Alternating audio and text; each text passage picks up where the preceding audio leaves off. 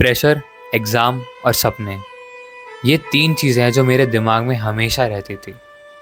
और ये सिर्फ मेरे ही नहीं, ये हर एस्पिरेंट के दिमाग को खोखला कर देती। अब जब 2 साल के स्ट्रगल के बाद जेईई क्रैक ना हो, तो एक ही सॉल्यूशन दिखता है, बैकअप। तो अब लकीली इंडिया में इंजीनियरिंग स्टूडेंट्स के लिए बैकअप्स तो बहुत सारे हैं, पर मेरे लिए the best one was MST CET, क्योंकि living in Navi Mumbai, if I could get a good college in Mumbai with CSE branch, तो मुझे हॉस्टल नहीं लेना पड़ता एंड मैं रोज़ अपने घर से कॉलेज जा पाता। तो बस ये सिलसिला शुरू हो गया। लास्ट के बचे थे कुछ 20 या 25 दिन। जेईई और बोर्ड्स ख़त्म ही हुए थे कि एक नया पहाड़ मेरे सिर पर आ गिरा। ना क्वेश्चन पैटर्न पता, ना लेवल ऑफ डिफ़िकल्टी। जेईई कम था क्या जो एक नया वेरिएंट का अटैक शुरू हो गया। तो इस सब के बीच एक यूट्यूब चैनल था जिसने मेरी सारी कन्फ्यूज़न क्लियर कर दी, गणित अंक।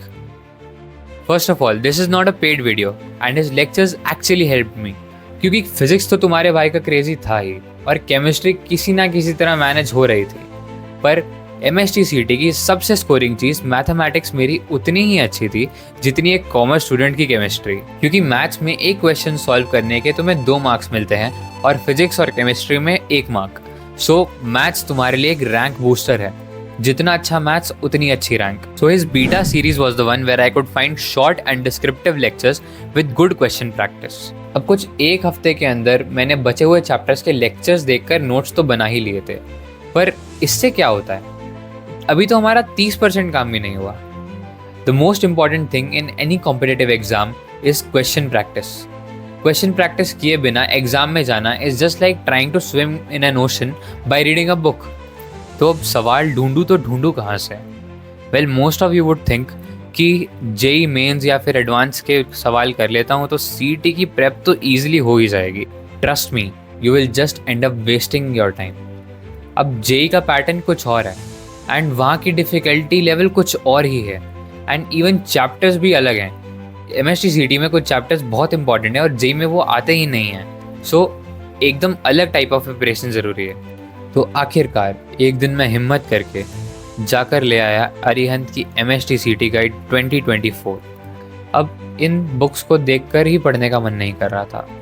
इतने सवाल तो मैंने 2 साल में सॉल्व ही नहीं किए थे जितने अब करने पड़ेंगे। लाइक 500-500 पेज की एक बुक, सर चकरा जाता था वो देख। पर जब तुम उनको खोल के क्वेश्चन प्रैक्टिस करना शुरू करोगे, देन यू विल रियलाइज कि यार इतना हार्ड भी नहीं है सारे सवाल करना। तो अब मेरा पहला टारगेट था मैथ्स, और यहाँ पे दिखाई मैंने थोड़ी सी स्मार्टनेस। ना मैं इजी चैप्टर्स पे गया, ना ही मैं हार्ड चैप्टर्स पे गया। मैं उन चैप्टर्स पे सबसे पहले गया जिनकी वेटेज ज़्यादा थी, जिससे मैं एक हाई स्कोर ले आ पाऊँ। And the guide I was using had 3 types of questions: easy, medium and hard. And अब किस लेवल से स्टार्ट करना है, it completely depends on how prepared are you for that chapter. अगर तुम अच्छे से prepared हो ऑलरेडी, तो तुम मीडियम लेवल से स्टार्ट करके हार्ड लेवल पर शिफ्ट कर सकते हो। एंड सारे क्वेश्चन मत सॉल्व करो, उसमें कम से कम तुम्हें 100-150 क्वेश्चन हर डिफिकल्टी लेवल के मिल जाएंगे। So just try to do the questions which you think can be important, और यहाँ वहाँ पे कुछ इंपॉर्टेंट कॉन्सेप्ट यूज़ हो रहा है तो या प्रैक्टिस दैट। और बस फिर क्या, मजदूरी चालू। चैप्टर्स पे चैप्टर्स सॉल्व होते गए और टाइम घटता गया। अब तो रात को सोते हुए भी VJTI और COEP के ही सपने आते थे। और फिर वो दिन आ गया जिसका वेट तो मैं बिल्कुल भी नहीं कर रहा था, हॉल टिकट रिलीज। एंड इसके साथ साथ मुझे पता चलता है कि 10 दिन के एग्ज़ाम स्लॉट में मेरा एग्ज़ाम सेकेंड डे पर है। अब जिस बंदे का एग्ज़ाम लास्ट डे पर होगा, उसको एटलीस्ट 1 हफ्ते का टाइम मुझसे एक्स्ट्रा मिल जाएगा प्रिपरेशन के लिए। वेल, मेरे दिमाग में बस एक ही चीज़ चल रही थी, मैं ही क्यों? अगर वो 1 हफ्ता मुझे और मिल जाता तो मैं उसको अपना बेस्ट देकर यूटिलाइज कर सकता था एक और अच्छी रैंक लाने के लिए। तो अगर मैं यही सोचता रहा तो मेरी जो अभी की प्रिपरेशन है वो भी बेकार हो जाएगी।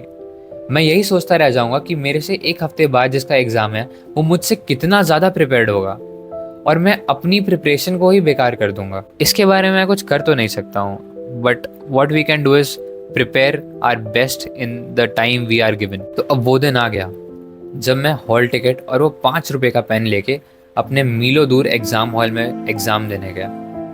ये 3 घंटे कुछ ऐसे लग रहे थे जैसे कि मैं ओलंपिक्स की रेस में भाग रहा हूँ। क्योंकि अगर ये नहीं हुआ तो ऑप्शंस तो बहुत सारे थे, पर वो रिस्पेक्ट जो एक गवर्नमेंट या फिर एक स्टेट गवर्नमेंट कॉलेज को मिलती है वो नहीं मिलती। फिर बस रिजल्ट का इंतज़ार था, पर इस इंतज़ार के बीच कुछ ऐसा हुआ जिसने मेरा पूरा पर्सपेक्टिव ही बदल दिया। पर इसके बारे में हम बाद में बात करेंगे। और एक दिन